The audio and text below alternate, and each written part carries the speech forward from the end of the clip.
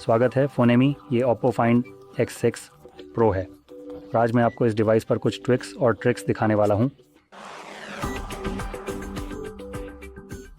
चलो हम अपने सेटिंग्स एप्लीकेशन को खोलकर शुरू करते हैं और हम वॉलपेपर और स्टाइल से शुरुआत करेंगे।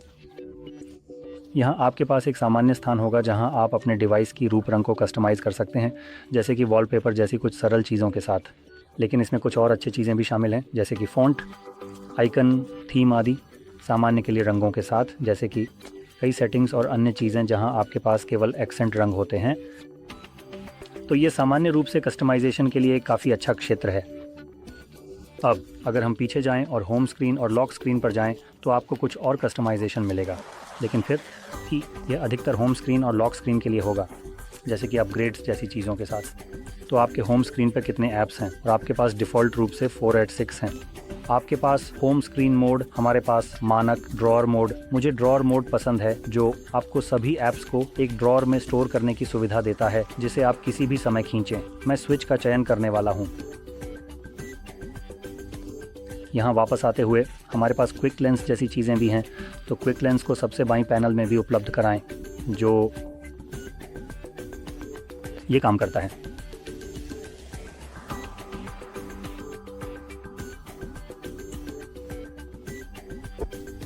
ठीक है, तो मुझे लगता है कि ये गूगल फीड के बराबर है, या जो भी इसे कहा जाता है। हालांकि ये है थोड़ा सा बदल गया है, तो गूगल फिट तकनीकी रूप से बस समाचार है। यहाँ हमारे पास नीचे समाचार हैं। अगर मैं नेटवर्क से जुड़ा होता, लेकिन हमारे पास टॉगल्स भी हैं, तो ये अधिकतर वही है जो OnePlus के पास है, और ये मूल रूप से वही कंपनी है, तो मुझे लगता है कि ये समझ में आता है। अब अगर हम वापस जाएं और डिस्प्ले और ब्राइटनेस की सेटिंग्स पर जाएं, तो हमें यहाँ लाइट और डार्क मोड जैसी चीज़ें मिलेंगी। और हमारे पास शेड्यूल स्विच है, इसे सक्षम कर सूर्यास्त से सूर्योदय तक चुन सकते हैं, या एक कस्टम टाइमर पर, जिसका मतलब है कि डिवाइस इन दोनों मोड के बीच समय के अनुसार स्विच करेगा। आगे बढ़ते हुए हमारे पास स्क्रीन कलर मोड है। ये मूल रूप से यह चुनने की अनुमति देता है कि डिस्प्ले कितना जीवंत और संतृप्त है। डिफ़ॉल्ट रूप से यह प्राकृतिक पर सेट है, लेकिन हमारे पास प्रो और विविड भी हैं। प्रो रंगों का अधिक संतुलित संस्करण होगा, जो 65 कलर टेम्परेचर का उपयोग करते हुए थोड़ी अधिक सटीकता से कोशिश करेगा। और हमारे पास विविड है, जो मूल रूप से प्राकृतिक वाले की तरह ही है, लेकिन यह और भी अधिक संतृप्त है, जिसे आप लाल रंगों में देख सकते हैं। तो मैं प्रो के साथ रहूँगा, यही वह है जो मुझे पसंद है। इसके अलावा आप वर्म का चयन भी कर सकते हैं, जो डिस्प्ले के लिए एक और ठंडी रंग की छटा है, तो यदि आप चाहें तो अधिक नीला या नारंगी सा। अब आगे बढ़ते हुए हमारे पास कुछ अपस्केलिंग और ऐसी चीज़ें हैं। तो हमारे पास इमेज शार्पनर है, ये बस जोड़ता है। यह कहता है कि यह इसे तेज़ करता है, लेकिन यह मूल रूप से अपस्केलिंग है।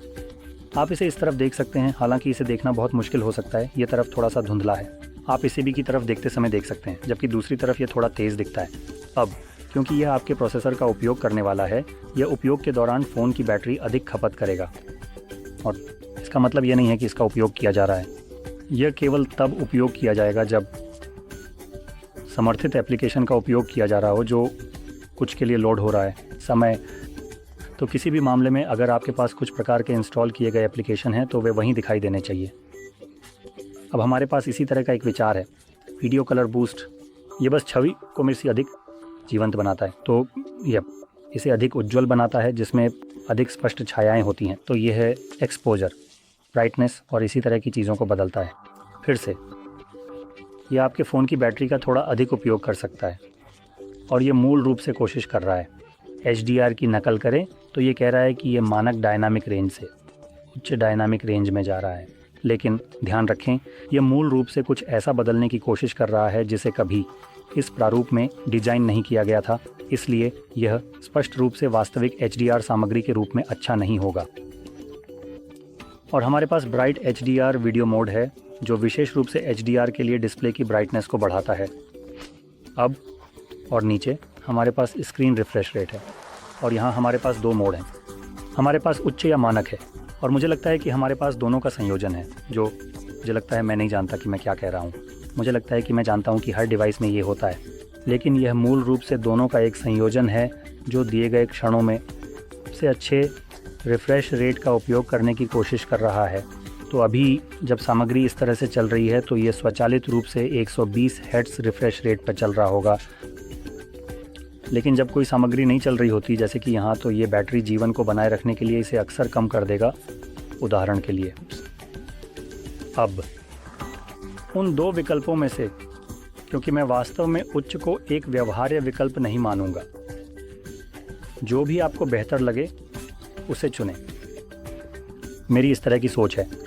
अगर आपको स्टैंडर्ड और ऑटो सेलेक्ट के बीच कोई अंतर नहीं दिखता जब उदाहरण के लिए ऊपर और नीचे स्क्रॉल करते हैं, तो स्टैंडर्ड चुनें। ये आपको बेहतर बैटरी लाइफ देगा, जबकि स्टैंडर्ड आपको ये अच्छा चिकना मूवमेंट देगा, जबकि ये बैटरी लाइफ को बचाने की कोशिश भी करेगा जब से 120 हर्ट्ज पर डिस्प्ले चलाने की आवश्यकता नहीं होती। नमस्ते। ये बस उस रिफ्रेश रेट पर स्थायी रूप से चलता है, इसलिए ये बस बेकार है, ये देखते हुए कि ये दोनों का एक साथ उपयोग करता है। तो इसमें इसका लाभ है बिना किसी नुकसान के। और यहाँ आखिरी चीज़ होगी स्क्रीन रिजोल्यूशन। हमारे पास स्टैंडर्ड है और हमारे पास हाई भी है, क्योंकि ये 1440p सॉल्यूशन है। व्यक्तिगत रूप से मैं इसे स्टैंडर्ड पर चलाना पसंद करता हूँ, क्योंकि मुझे 1080 और 1440 के बीच ज़्यादा अंतर नहीं दिखता, और उच्च रिजोल्यूशन के साथ आपकी बैटरी लाइफ कम होगी। इसलिए ये यहाँ भी कहता है कि 1080 आपको लंबी बैटरी लाइफ देगा। तो आप जो भी पसंद करें उसे चुन सकते हैं। मुझे लगभग कोई स्पष्ट अंतर नहीं दिखता, इसलिए मैं इसी पर टिके रहूँगा। आप ऑटो सेलेक्ट भी चुन सकते हैं, जो रिफ्रेश रेट की तरह आपको जिस सामग्री को देखने जा रहे हैं उसके लिए बेहतर रिजोल्यूशन देने की कोशिश करेगा। तो शायद अगर आप कुछ ऐसा देख रहे हैं जैसे कि एक यूट्यूब वीडियो जो केवल 1080p रेजोल्यूशन पर रेंडर हो रहा है, तो डिवाइस नहीं चलेगा। 1440 पर ये बैटरी लाइफ को थोड़ा सा बचाने के लिए 1080 पे गिर जाएगा। आगे बढ़ते हुए हमारे पास नोटिफिकेशन और स्टेटस बार है, और स्टेटस बार के तहत आपके पास कई अलग अलग आइकनों को छिपाने का विकल्प है जो आमतौर पर यहाँ स्थित होते हैं। तो आप ब्लूटूथ, NFC और यहाँ सूचीबद्ध अन्य कई चीज़ों को छिपाने का विकल्प चुन सकते हैं। तो बस इन सभी को हटा दें। और हमारे पास बैटरी प्रतिशत भी है, इसलिए यह अंदर दिखाया जा रहा है। आप चुन सकते हैं कि यह कहाँ प्रदर्शित हो रहा है। इसके अलावा बैटरी शैली, तो आपके पास कुछ मोड हैं। याद रखें कि बैटरी के अंदर जो बैटरी प्रतिशत है वह केवल आपको क्षैतिज में उपलब्ध है। वर्टिकल या लूप इसे अंदर नहीं रखना है, पूरी तरह से बाहर होगा। और हमारे पास नोटिफिकेशन आइकन भी हैं, जो ये चीज़ें यहाँ हैं। डिवाइस आमतौर पर मुझे लगता है एक समय में केवल 3 ही दिखाता है, और आपके पास कितने भी हों, लेकिन आप उदाहरण के लिए इसे एक संख्या में मिला सकते हैं। तो अगर आपके पास 3 से अधिक हैं तो ये आपको बस एक संख्या दिखाएगा, जैसे कि 5, जैसे कि आपने यहाँ सूचीबद्ध किया है। तो जब आप अपने नोटिफिकेशन को नीचे खींचते हैं तो आप यहाँ नोटिफिकेशन देख सकते हैं, लेकिन ये आपके स्टेटस बार को देगा नहीं। और हाँ, हम चलो लाओ तरकीबें दिखाना चाहता हूँ। अगर आपको बहुत मददगार लगा, लाइक ना भूलें, सब्सक्राइब करें, और देखने के लिए धन्यवाद।